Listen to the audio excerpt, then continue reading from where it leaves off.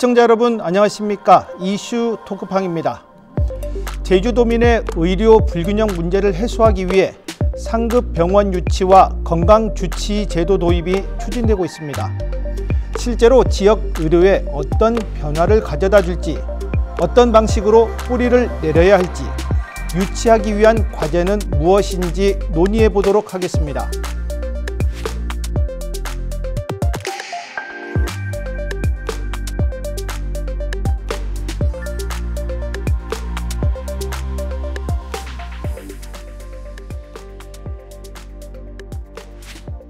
오늘 출연하신 분들 소개해 드리겠습니다.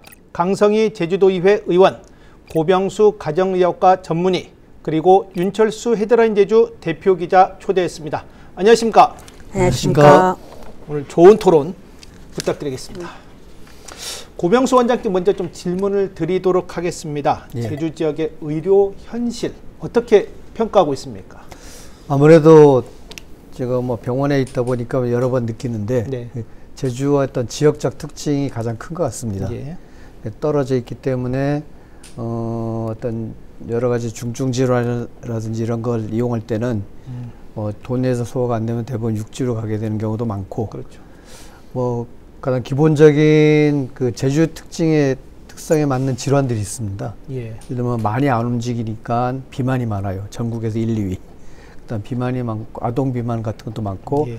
또 제주가 청정 지역이긴 하지만 산림이 많아서 예. 산림에 많은 아토피 알러지가 많습니다. 예. 무지 많아요. 또 그리고 그 고기를 좀 많이 먹지 않습니까? 돼지고기 먹고 술도 좀 과음도 많이 하시지만은 그런 걸로 인해서 간 질환, 그러면 심혈관 질환 이런 게 상대적으로 전국적인 지표를 보면은 되게 높은 쪽에 속합니다. 그런 지역 특성에 따른 것들이고, 뭐 그런 것에 비하면은 약간 만성적인 질환이나 만성적인 건강상의 문제들을 차분히 교육하고 상담하고 관리해줄 그런 의료 체계가 없습니다. 없다. 예, 뭐 전국적인 상황은 비슷한데 뭐 제주만의 특징을 보면은 두 번째는 아무래도 이 종합병원이 한 5군데 있지 않습니까? 예. 근데 에도 불구하고 어떤 고급 중증 질환이나 그런 것들을 담당할 수 여력이 좀 못 된다. 뭐 예를 들면은 제가 보기에는 제가 환자들을 보면서도 느끼는 건데, 암 환자 같은 경우는 암일제로 약간 세분화돼야 됩니다. 그리고 깊이가 있어야 되고, 근데 우리나라 제주도 도내 종합병원들이 그거를 커버를 못하고 있고, 뭐 암 치료를 하긴 하지만은 심도 있게 세분화돼서 하지 못한다. 그리고 두 번째는 뭐 말기 암 환자라든지, 아니 암 환자뿐만 아니고 말기 질환자들이 호스피스를 이용할 수 있어야 되는데 절대 부족합니다. 예. 예. 그런 것들, 그런 것들이 아마 제주가 가지고 있는 어떤 의료 문제가 되지 않을까 이렇게 생각을 하고 있습니다. 네, 고맙습니다. 우리 같은 질문에 우리 강성희 의원은 어떤 생각을 좀 갖고 있습니까? 우리가 이제 고령 사회화가 되고 있다라고 하는 건 아주 오래전부터 얘기가 돼 왔었다고, 기대 수명이 이제 남성들까지도 이제 80이 넘었거든요. 네.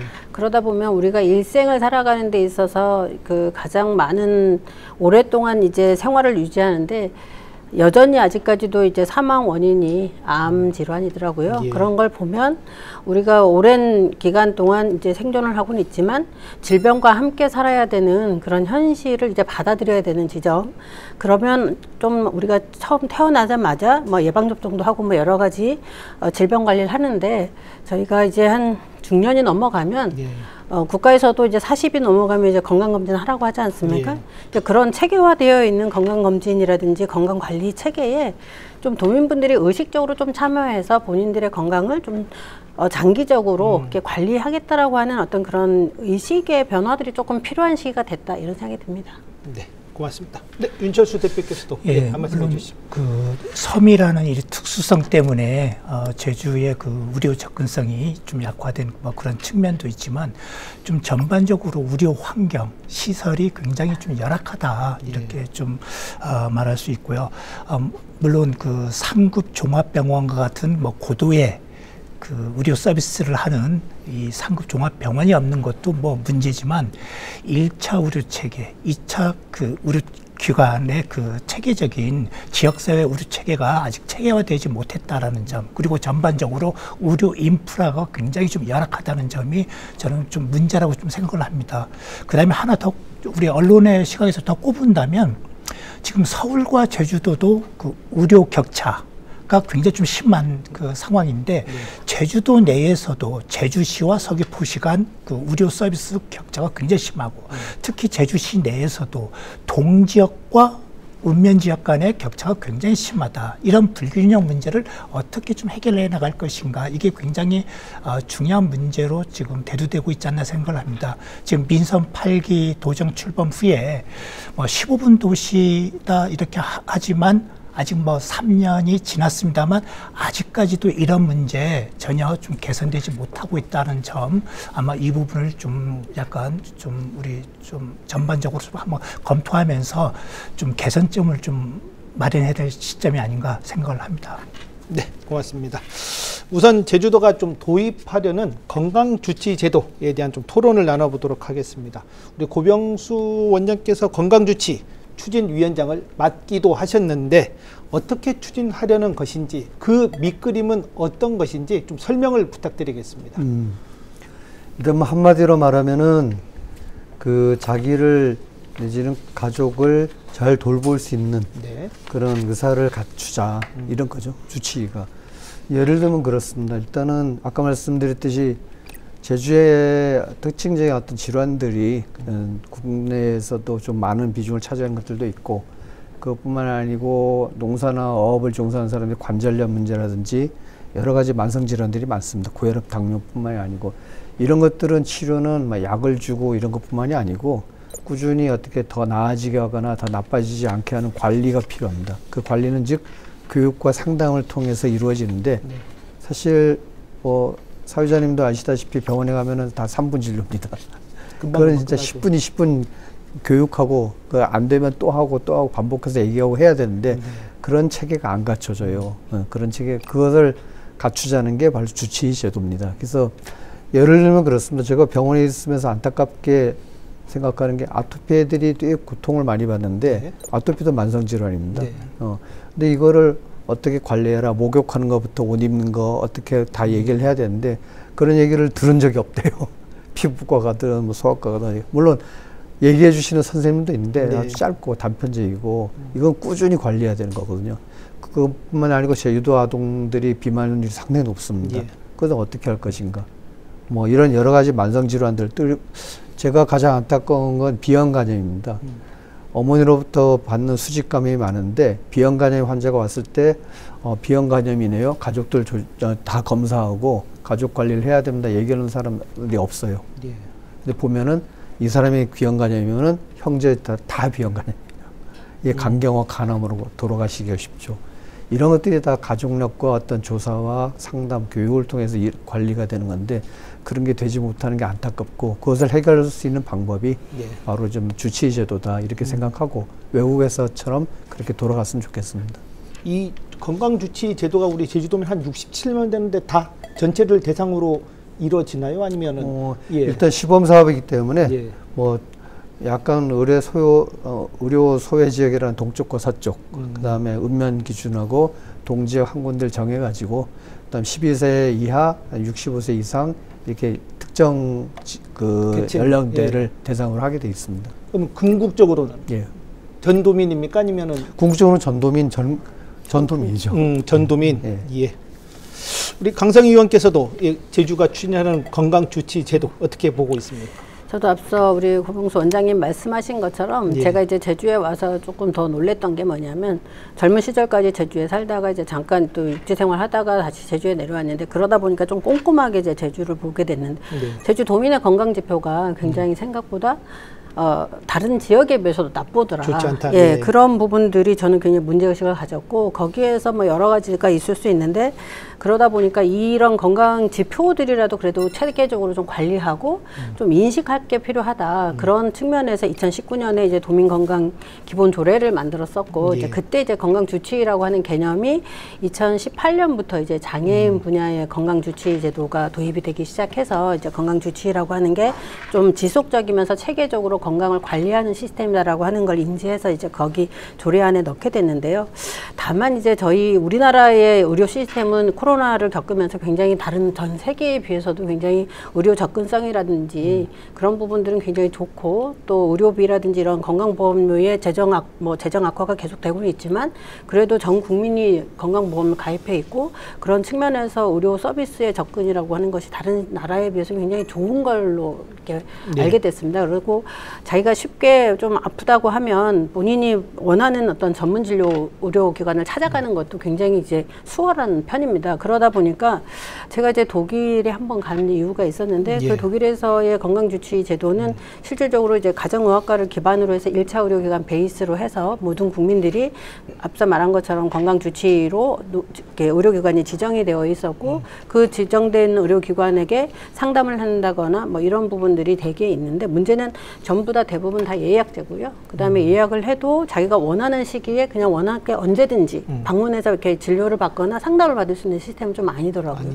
이렇게 기다려야 되는, 우리나라하고는 좀 문화적으로 이런 부분들이 어떤 차이가 이미 있더라고요. 그래서 우리가 도입하려고 하는 건강주치제도를 어떤 모델로 만들어 가야 되느냐. 왜냐하면 우리 국민들은 굉장히 의료 서비스에 접근하는 걸 상대적으로 이제까지 뭐 재정적인 문제는 있었지만 되게 좀 수월하다고 생각했었는데 이제 예약이라는 절차, 그 다음에 예약과 기다리는 절차, 이런 부분들이 이렇게 받아들여져서 안정적으로 본인의 건강을 좀 지속적으로 관리한다는 측면으로 가야 되는 부분이 있기 때문에, 그런 부분을 어떻게 조금 접목을 시켜야 되나 하는 부분들이 조금 이렇게 좀 저로서는 이제 제주형 건강주치제도 운영에 있어서 그런 부분들을 어떻게 좀 고려를 해야 된다라는 생각이 좀 들고, 그런 부분에 대해서 조금 더 세심하게 살펴볼 필요가 있겠다. 윤철수 대표께 그 건강주치제도 그 도입 당위성은 아마 이제 도민들도 많이 공감하지 않을까 생각합니다. 지금 고령화 추세가 갈수록 이렇게 좀 심화되면서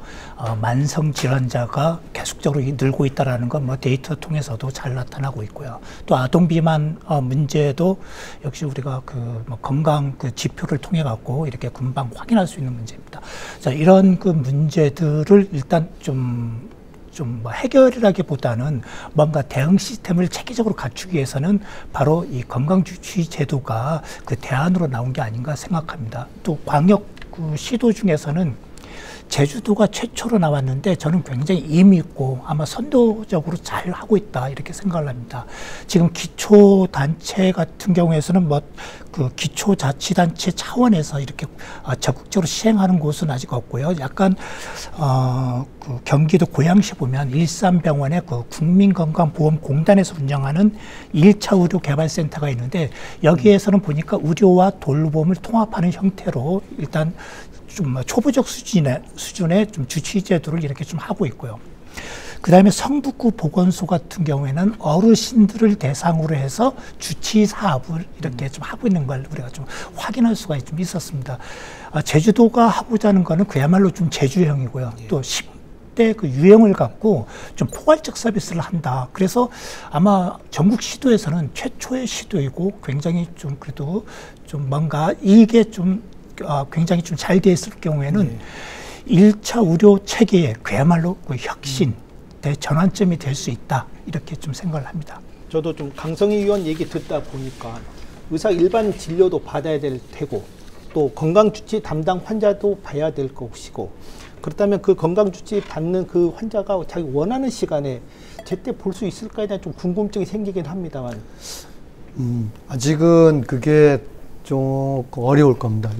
많이 박리담의 형식의 진료이기 때문에 많이 봐야 되고, 근데 일단은 저희들이 일단 구상했던 거는 그래도 환자가 늘상 하루 종일 빽빽히 오는 것도 아니고 비는 시간도 있을 거고, 또 만성질환이나 이런 어려움을 갖는 경우는 예약해서 됩니다. 급성질환이나 감기 이런 것들은 그때그때 보지만은, 그런 분들은 시간을 내서 의사랑 상의해서 남는 시간이나 예약해가지고 상담을 받을 수 있도록 하면 되고, 여러 가지 방안을 마련하고 있습니다. 크게 어렵진 않아요. 제가 일단 그렇게 하고 있는데 크게 어렵진 않아요. 아무래도 첫 추진이다 보니 여러 우려, 문제점에 대한 걱정도 나오고 있는 게 현실입니다. 예를 들면 이제 의료 인력이 과연 충분한지, 건강보험공단과의 좀 업무 중복 논란도 있을 테고, 재정적 문제, 그리고 도민 공감대가 과연 얼마나 형성될 수 있을까에 대한 좀 걱정도 있습니다. 이에 대해서 우리 출연자께서는 어떤 의견일지 궁금한데 윤철수 대표께서 먼저 좀 한 말씀 좀 해주시죠. 일단 뭐 언론에서 그동안 문제 제기해왔던 부분이 그 세 가지 차원입니다. 네. 첫 번째는 그 의료 인력이 과연 충분하냐 이렇게입니다. 물론 그동안 그 건강주치 제도 그 도입 추진위원회에서 그려왔던 그 밑그림 이걸 정확하게 우리 도민들이 이해를 못해서 약간 그런 우려를 갖는 것일 수도 있지만 지금 현재 우리가 도심권의 의료가 그 의료기관이라든지 의료시설, 인력들이 전부 도심권에 이렇게 집중되어 있고 상대적으로 읍면 지역에는 굉장히 좀 약간 좀 뭐라고 해야 됩니까? 좀 빈곤해야 돼, 이런 표현을 써야 되는지 모르겠습니다만은 약간 그런 상황인데 그러면은 과연 건강주치 제도가 이렇게 도입됐을 때 좀 뭡니까? 전반적인 이런 모니터링은 가능할지 몰라도 그 방문 진료 이런 것들이 원활히 될 수 있을까 이렇게 좀 의문입니다. 또 하나는 뭐냐면 지금 현재 우리가 대정읍의 그 민관 그 협력위원 이렇게 하려다가 뭐 한 2년여 동안 뭐 수차례 공모에도 불구하고 운영 사업자를 찾지 못해서 결국은 뭐 공공협력위원으로 이렇게 전환해서 개원은 했습니다만 그 사례에서 놓고 보듯이 좀 농촌 지역에 적극적으로 뛰어들어가서 이렇게 좀 해보려고 하는 좀 의사 인력이 너무 없는 것 아니냐 이런 걱정도 있고요. 또 하나는 서귀포시에 지금까지도 없는 게 요양병원 아닙니까? 자, 요양병원도 좀 제대로 갖춰지지 못한 이런 현실 속에서 과연 건강주치 제도가 성공적으로 할 수 있을까? 자, 이 부분이 가장 그 우리 언론에서도 좀 바라보는 첫 번째 문제제기고요. 그다음에 아까 두 번째는 사회자도 말씀했지만 국민건강보험 그 사업과 중복되는 부분, 특히 만성질환 관리 부분, 이러한 부분들은 좀 깔끔하게 좀 앞으로 물론 그 사회보장협의회에서 일단 조건부로 통과는 됐습니다만 앞으로 좀 시행 과정에서도 이 부분은 명확하게 좀 정리할 필요가 있겠다 생각하고요. 그다음에 세 번째는 좀 재정 문제입니다만 물론 뭐 여러 가지 다 보관들은 있겠습니다만 지금까지 우리가 국민건강보험 그 예산으로 투입되는 부분이 있고 그렇지 않은 부분이 있는데 예를 들어서 방문진료 같은 경우에는 저기 국민건강보험공단에서 투입하는 예산으로 하는 게 아니라 지자체 예산으로 할 가능성이 높다. 그럼 지자체에서 앞으로 굉장히 좀 뭡니까 좀 광범위하게 7대 권역이 아니라 앞으로 전 도민을 대상으로 이렇게 하다 보면 굉장히 재정 압박을 당할 수도 있지 않겠나 이런 우려가 있습니다. 나중에 한꺼번에 좀 답변을 해주시고 우리 강성희 의원 먼저 좀 한 말씀 해주시죠. 근데 이제 우리 윤철수 대표님도 많은 건강에 좀 염려되는 부분들 지적하셨는데, 네. 그러니까 국가도 그동안은 그냥 손 놓고 있지는 않았더라고요. 국가가 직접적으로 의료 서비스 지원하는 항목이 11개 정도가 되고, 예. 그것이 지금 이번 7월 달만 해도 지금 뭐 지역의 필수 의료 의사 지원 제도라든지, 그 다음에 이제 치매 관리 주치, 치매 관리 주치 제도가 새롭게 시범 사업으로 7월 달부터 다시 공모가 들어가고 있고요.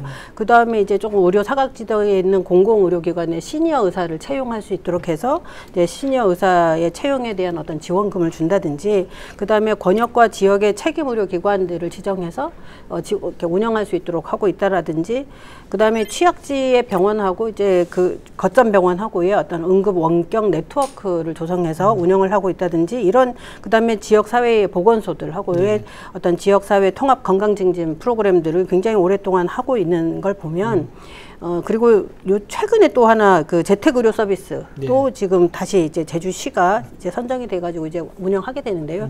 그건 뭐냐면 국가도 지금 우리 그 국민들이 원하는 의료 서비스에 대한 것들이 어떤 거가 있는지, 어떤 것들이 필요한 건지 다 알고 있다는 거예요. 근데 그거를 하나로 어떻게 하면 좀 묶어 나갈 것인가라고 하는 그걸 조금 찾고 있는 중인 것 같고, 그런 측면에서 제주도의 건강주치 제도의 어떤 시범적 운영은 굉장히 좀 모델이 될 수 있다. 라는 생각이 들고, 왜냐하면 앞서 그 만성질환과 관련해서 고혈압, 당뇨 관련해서도 이제 중복될 가능성이라든지 그런 부분을 어떻게 해결할 거냐라고 생각하지만, 우리가 어르신들이 제주도에 예를 들어서 65세 이상이 한 12만 명 정도가 된다고 하면 지금 고혈압, 당뇨를 이렇게 본인이 만성질환으로 앓고 계시는 분들이 거의 한 50% 가까이가 되더라고요. 그러면 이미 건강주치 제도 가서 예를 들어서 한 10가지 리스트를 체크를 하면 거기에 이제 다 포함이 되기 시작하면 그분들이 앞으로 어떤 형태로 이것들을 건강들을 관리할 건지에 대한 상담이나 이런 부분들은 어쨌거나 주치의를 중심으로 이제 다 서비스들이 네.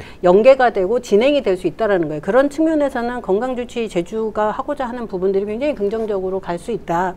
다만 저는 처음이기 때문에 굉장히 앞서 말한 것처럼 의료 인력이라든지 그다음에 이제 그거를 총괄해주는 의사 선생님들이 조금 필요하고 이제 그러려고 하면 그런 초창기에 들어가는 비용들이 많이 들고 또 하나는 12세 이하의 어린이들은 또 어떻게 할 거냐 라고 했을 때 저는 좀 가급적이면 12세 이하의 어린이들은 초등학교 4학년 때 이제 건강검진이라는 거를 하더라고요, 한번. 그렇기 때문에 저는 이제 초등학교는 학교 주치 형태로 좀 지정을 해줘서 그 조금, 예, 아이들은 태어나자마자 우리가 기본적인 국가 예방접종을 하고 있지 않습니까? 네. 그리고 이제 뭐 8살 되면 뭐 조금 더 하고 뭐 이렇게 하는 부분들이 있기 때문에 아이들의 예방접종 리스트라든지 초등학교 4학년 되면 건강검진을 전체적으로 하는 거, 그 다음에 1년에 한 번씩 치아 관리하는 거, 이런 서비스를 하고 있기 때문에 그거를 저는 좀 학교와 어느 의료기관하고 좀 이렇게 결연을 맺게 해가지고 거기에서 이제 학교 주치 형태로 조금 서비스를 제공하면 지금보다는 조금 더 이렇게 좀 예. 체계적으로 되지 않을까. 그리고 재정적인 문제라든지 이런 부분도 조금 원활하게 이루어지지 않을까. 그런 생각을 좀 해봤습니다. 네. 이 제주형 건강 주치에 있어서 의사 한 명당 적정 관리 환자 수 예. 대략 한 몇 명 정도로 예상하십니까? 일단은 우리가 지금 어느 병원만 이용하는 게 아니고 주치의는 네. 등록이거든요. 네. 그 병원을 주로 이용한다는데 사실 여러 병원 다 다니게 돼 있습니다. 근데 거기를 주로 맡겨서 주로 돌본다 이런 건데 대개 700명에서 1000명 정도 700에서 1000명 정도. 예. 근데 사람들은 700에서 1000명 어떻게 걸렸냐? 좀 많아배기도 하는데. 그 중에서 진짜 교육 상담이 필요한 사람들은 한 10% 20% 있고요. 또 그래서 700만 1000명이 하루에 오는 게 아니고 한 달 동안에 내지는 뭐 한 두석 달에 한 번 올까 말까입니다. 그러니까 크게 어렵진 않고 제 경험으로 보면 그런 사람들이 하루에 오는 숫자가 한 20명 충분히 커버가 되죠. 충분히 커버. 그런 분들만 있더라도. 그래서 실질적으로는 크게 어렵지 않습니다. 제주도가 지금 대략 한 10월쯤 시범 실시하는 걸 목표로 하고 있는데 좀 남은 기간 좀 과제 절차 좀 어떤 게 있으리라고 보십니까?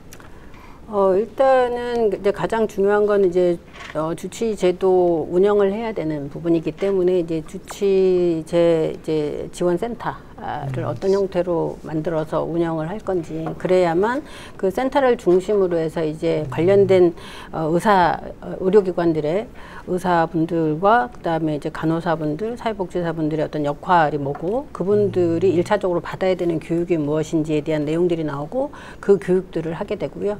그다음에 이거에 대해서 여전히 좀 전체적으로 총괄해야 되는 건 조례에도 있지만 이제 위원회가 있어야 되는 상황이기 때문에 위원회를 또 구성을 또 해야 되는 상황입니다. 그래서 그 위원회 구성은 이번에는 조례가 조금 이제 10월 달에 이제 진행을 해야 되는 상황이기 때문에 좀 중요한 것들을 결정들은 이제 그 전에 추진위원회가 있었기 때문에 이제 그 추진위원회라든지 그다음에 TF라든지 이런 곳에서 먼저 조금 선도적으로 결정을 하고 추진하면서 위원회도 구성을 할 거고요. 그러면서 이제 홍보도 되게 중요하고요. 그렇죠. 그래서 제가 앞서 말한 것처럼 우리 어르신들 65세 어르신들은 이제 기대 수명이 80이라고 하면 여성분들은 뭐 86세지만 그 사이에 본인들이 질병을 앓을 가능성들, 특히 이제 암이라고 하는 중대 질병을 앓을 가능성이 거의 한 40%까지 가까이 갑니다. 그러니까 본인이 체계적으로 질병을 관리하고 있고 그다음 만성 질환과 관련해서 앞서 말한 것은 거의 50% 가까이 된다고 하지 않았습니까? 그 다음에 제주 같은 경우는 치매 발병률도 지금 한 10% 이상 되고 있습니다. 그렇기 때문에 치매의 가능성에 대한 어떤 체크라든지 검사라든지 조기 발견이라든지 이런 거 굉장히 중요하고, 또 하나 제가 정말 강조하고 싶은 건 우리 앞서 이제 고병수 원장님 말했지만 우리가 건강지표 굉장히 안 좋다고 하지 않았습니까? 예를 들어서 뭐 걷기 실천율이라든지 비만율이라든지 이런 것들 명확한 잣대를 가지고 본인 건강 상태를 알게 하는 거죠. 그리고 또 하나는 이제 건강검진이 문제입니다. 이제 우리가 40세 때부터 2년에 한 번씩 국가 건강검진을 6개 항목을 하도록 되어 있지 않습니까? 그런데 제주도의 건강검진율이 다른 타시 떨어지죠. 대비해서 예. 또 떨어지고 있습니다. 그래서 그런 부분들 본인이 명확하게 본인의 건강 관리를 체계적으로 지속적으로 잘하고 있는지를 이렇게 좀 알 수 있도록 하는 거. 그래서 좀 신뢰가 가는 의료진으로부터 뭔가 이제 그거에 대한 상담이라든지 그거에 대한 어떤 조언이라든지 건강 관리를 하기 위한 어떤 생활 수칙이나 주의해야 될 점 이런 것들을 좀 차분히 알 수 있는 것, 이런 부분들이 전체적으로 좀 우리 주치의를 선택했을 경우에 환자들에게 아니면 일반 도민들에게 그런 부분들이 도움이 되지 않을까 그런 생각이 들어서 그런 부분들을 좀 꼼꼼하게 잘 살피면서 운영할 수 있는 방안들, 그래서 그런 부분들에 대한 준비가 뭐 3개월 안에 완벽하게 되지는 않을 겁니다. 그렇지만 이제 그런 준비들을 해야 된다고 봅니다. 이 컨트롤 타워는 센터가 별도로 생기는 겁니까? 네, 그렇습니다. 그럼 그 전반적인 제주도 내에서 건강주치 이 사업을 총괄하는. 예. 예. 우리 윤철수 대표도 한 말씀 좀 해주시죠. 문제는 아까 고병수 원장님도 잠깐 했습니다만 그 공감대 형성 부분, 그다음에 도민들에 대한 홍보 문제가 굉장히 좀 부족한 상황이다 이렇게 생각합니다. 지난해 그 11월과 12월에 제주도에서 자체적으로 도민 한 1,500명 대상으로 해갖고 전문 여론조사 기관에 의뢰해서 아마 여론조사를 한 적이 있는데 이때 보면 물론 도청에서는 약간 좀 긍정적 부분, 필요성에 공감한다는 부분 60% 넘게 나왔다. 이 부분을 좀 강조하면서 이렇게 홍보를 했습니다만 그 설문조사 결과를 이렇게 자세히 보면 건강주치 제도에 대해서 들어본 적이 있습니까에 대해서 들어본 적이 없다라는 그 응답이 75%나 됩니다. 즉 인지도가 한 20%밖에 안 된다라는 겁니다. 아직도 도민 10명 중에 그 7명 이상은 건강주치제도 좀 뭔가 좀 단안은 있는데 이거 정확하게 알지를 못하고 있다라는 그 얘기인데 앞으로 좀 남은 기간 시범 시행을 하는 데 있어 갖고 이 정도 인지도 갖고는 굉장히 도민들의 적극적 호응도를 끌어내기 굉장히 어렵다 이렇게 좀 생각합니다. 네. 우리 고병수 원장도 한 말씀 해주십시오. 실무적인 부분에서 앞으로 남은 과제를 보면은 의사들을 설득하고 모집하는 과정, 그다음 아까 말씀드렸듯이 그들이 그냥 무조건 주치의로 딱 하는 게 아니고 주치의 업무라는 게 있습니다. 환자들을 어떻게 잘 돌볼 건지 그런 교육을 하는 시간을 가져야 될 거고, 의사들뿐만이 아니고 그 병원의 의원에 근무하는 간호사, 간호조무사들의 의료 지원 인력이라 그러는데 그들에 대한 교육도 되게 중요합니다. 환자를 처음으로 접하기 때문에 그런 교육 과정 이런 것들이 좀 남아있기 때문에 그런 것들의 실무를 앞으로 잘 준비를 해야 될 것 같고, 저는 한 거의 10개월, 11개월, 1년 가까이 이번에 제주행 건강주치제도를 준비하면서 아까 말씀드렸듯이 2000년도에 그 김대중 정부 때 주치제도 하려다가 실패했을 때 의사들이 제일 걱정하는 게 1, 2, 3순위가 있습니다. 예. 지금도 똑같아요. 예. 1순위가 뭐냐면은 의사들의 과중한 업무를 부담 지우지 마라. 두 번째는 행정 서류를 너무 많게 하지 마라. 이 두 가지가 가장 큰 문제였습니다. 그래서 지금 억만금을 준데도 이런 것들을 씌우면 안 하겠다는 게 대세거든요. 이게 상당히 중요한 부분입니다. 그래서 왜냐하면은 외국하고 다르게 외국은 5명, 7명까지 한 의료기관에서 주치의 활동을 하거든요. 우리나라는 다 1인 의원입니다. 원장이 1명이라서 이런 업무 서류 작업들을 못 합니다. 그런 것들은 충분히 고려를 해야 아마 우리 주치 사업이 성공할 것이다. 저는 이런 걱정도 같이 해봅니다. 일반 의사들께서 이 건강주치 사업에 대해서 어떻게 생각하십니까? 실제 모집하면 많이 좀 응모할 것 같습니까? 이건 좀 비밀인데. 예. 제가 제주도를 3바퀴 돌아다녔습니다. 예. 3바퀴를 돌면서 의원들 다 만났고 예. 설득해가지고 참여할 만한 그런 의원들 같은 경우는 거의 많이들 참여하겠다 설명을 했더니 예. 이해를 잘 못하지만 대충 주치제도가 어떤 건지 알거든요. 근데 뭐가 어려운 걸 알기 때문에 이런 것들만 해소시켜주면은 참여하겠다 하는 많이 약속을 받았기 때문에 괜찮을 겁니다. 이 의사들한테 인센티브가 가게 되죠? 그게 아까 말씀드렸듯이 내가 하루에 환자를 이렇게 보는데 한 10분, 20분 설명하는 시간에 서너 명의 환자를 볼 수 있는 시간을 할애하는 거거든요. 그런 것들에 대해서 도에서 재정적 지원을 하기 때문에 아마 어느 정도는 안심하고 해도 될 겁니다. 두 번째 현안 넘어가 보겠습니다. 제주 상급 종합병원입니다. 제주는 상급종합병원에 있어서 서울과 같은 권역에 묶여 있지만 지난 6월인가요? 정부 용역에서 제주는 독립권역으로 분리하는 방안이 제시되면서 좀 관심을 모으고 있습니다. 하반기쯤 발표될 가능성도 나오고 있는데 앞으로 어떤 효과를 기대하는지 좀 이야기를 듣도록 하겠습니다. 우리 고병수 원장께서 한 말씀 좀 먼저 해주십시오.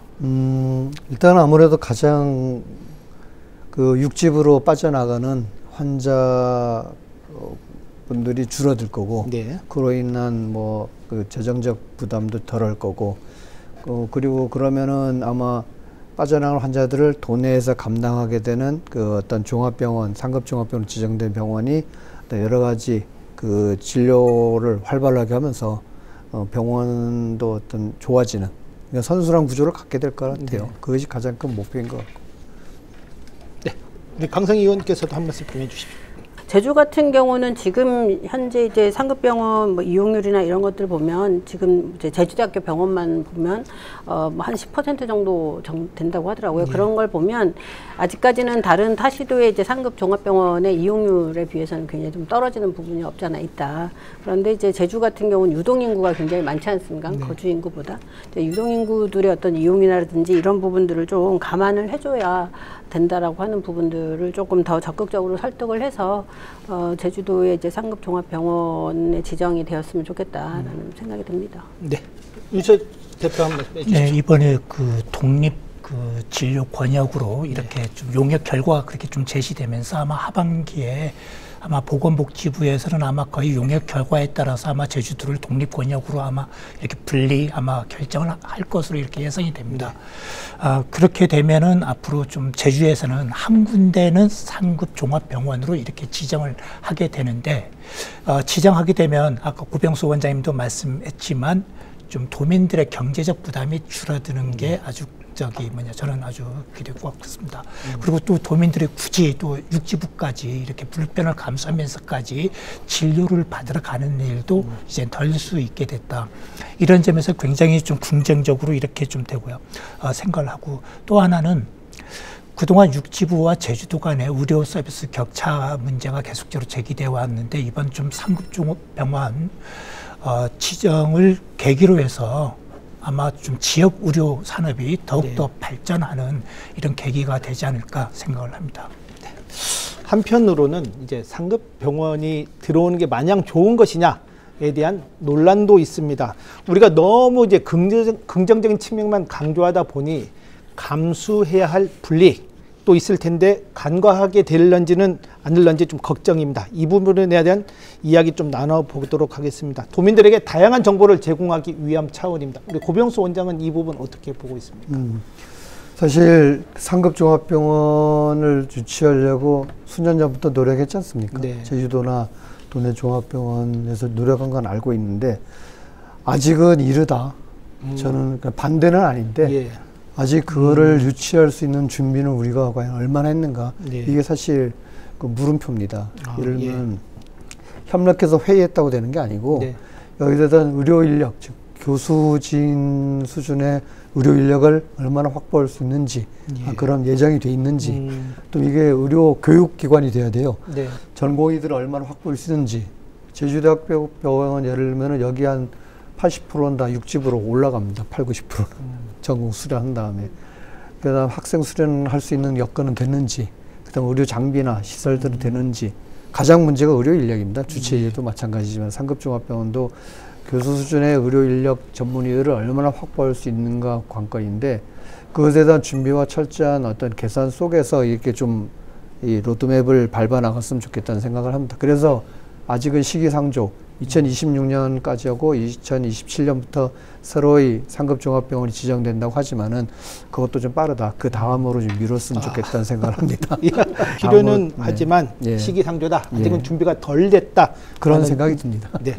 우리 윤철수 대표는 어떻습니까? 아마 우리 좀 의료계에서 바라보는 시각, 물론 고병수 원장님의 아마 그 지적도 아마 일리는 있을 겁니다만은 저는 아직 그 부분까지는 사실 잘 모르겠고요. 도민의 시각에서 이렇게 좀 바라본다면, 그럼 도민들이 그동안 우리가 종합병원을 이용했던 도민들 입장에서는 그럼 불편함은 더 가중될 것 아니냐, 이런 문제 제기도 나옵니다. 왜냐하면 상급 종합병원을 지정하게 되면 지금 현재 응급실을 갖춘 종합병원이 제주도 내에 서귀포 의료원까지 합치면 6개인데 제주 시내 5개 있고 서귀포에 한 군데가 있는데 지금 제주대학교 병원, 한라병원에 굉장히 많이 좀 쏠림이 크거든요. 특히 제주대학교 병원 같은 경우에는 외래 진료 한 번 하기도 굉장히 힘듭니다.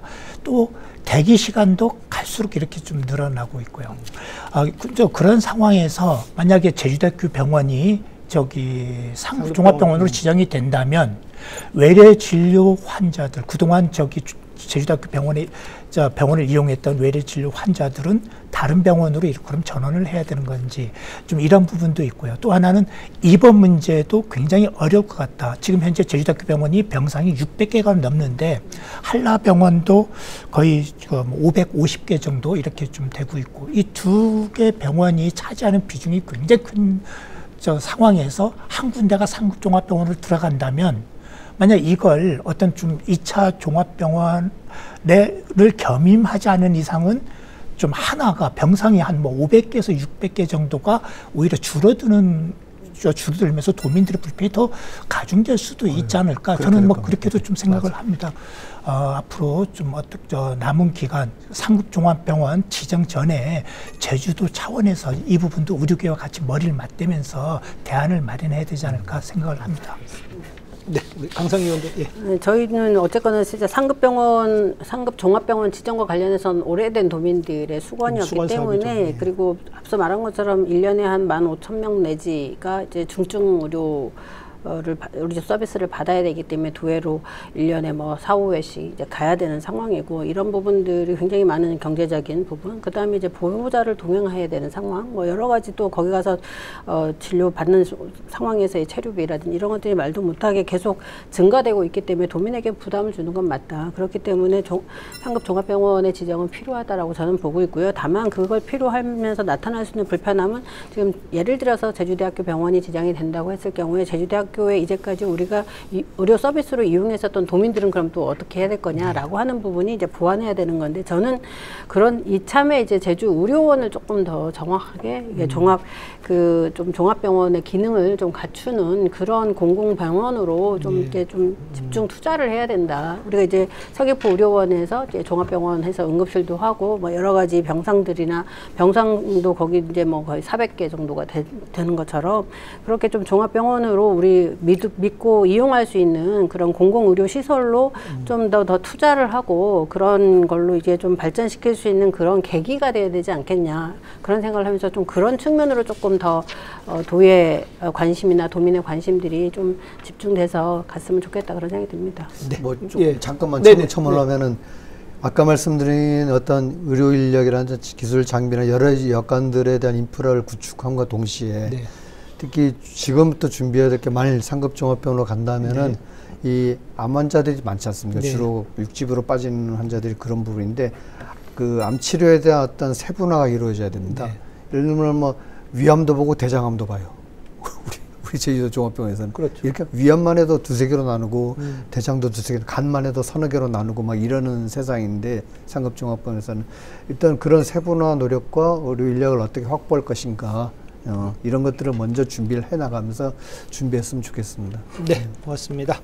오늘 토론회 마무리하도록 하겠습니다. 토론의 내용 중 다시 한번 좀 강조하고 싶은 내용이나 미진한 부분이 있다면 정리해 주시면 감사하겠습니다. 우리 윤철수 대표께서 마무리 발언 먼저 좀 해주시죠. 예, 오늘 우리 제주 지역 의료 분야 현안에 대해서 이렇게 살펴봤는데, 상급 종합병원이나 건강주치 제도에 대한 도민들의 기대감 굉장히 높은 건 사실입니다. 반면에 오늘 토론회에서 나왔듯이 과제도 좀 적지 않다.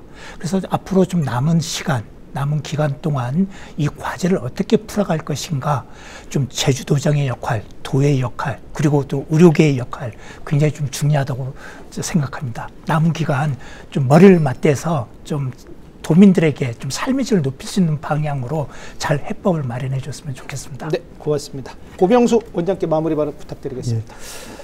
제주행 관광주치가 이제 10월부터 예경키로 시작될 겁니다. 뭐 도민 여러분들께서는 주치의란 거는 자기를 잘 돌봐주는 그런 의사를 곁에 둔다는 생각으로 많이 관심을 가져줬으면 좋겠고, 이에 대한 준비들은 아까 말씀드렸듯이 의사들은 만족하게, 도민들은 건강하게 만드는 이 제주형 건강주치제도에서 의사들의 어떤 부담을 최대한 줄이면서 이 제도가 성공할 수 있게끔 기획했으면 좋겠습니다. 그리고 상급 종합병원 문제는 제주도 내 그 의료 전달 체계와 여러 가지 여건들을 면밀히 검토하면서 뭐 비용만 나가게끔 하지 않는 그런 좋은 방향으로 준비됐으면 좋겠습니다. 네, 고맙습니다. 마지막으로 우리 강성희 의원께 마무리 발언 좀 부탁드리겠습니다. 청정한 자연 환경에 살고 있는 도민분들의 건강 지표가 빨간불이라고 하는 게 굉장히 안타깝습니다. 우리가 기본적으로 지켜야 되는 건강 검진이라든지, 그 다음에 예방 접종, 그 다음에 이제 비만이나 음주 관련돼서 일상 생활에서의 어떤 건강한 생활을 하기 위한 그런 기본적인 생활 수칙들이 좀 더 이렇게 지켜지는, 그러면서 이제 도민들의 건강을 스스로가 조금 관리하는 그런 문화들이 조금 더 만들어졌으면 좋겠다라고 생각이 들고, 도민분들이 본인의 건강에 대해서 조금 더 그런 부분은 체계적이고 좀 지속적인 관심을 갖는 그런 계기가 되었으면 좋겠다는 말씀을 드립니다. 네, 오늘 귀한 시간 감사합니다. 오늘 제주 의료의 전환점을 만들기 위한 정책을 살펴봤습니다. 새로운 의료 시스템을 구축하는 과정에서 중요한 건 행정의 속도보다 신뢰와 공감대, 지속 가능성이 아닐까 싶습니다. 의료 사각지대에서 중심지로 나가기 위한 길, 도민의 건강권이라는 분명한 방향을 위해 더 치열한 논의와 준비가 이어지길 기대하겠습니다. 오늘 순서 모두 마치겠습니다. 감사합니다.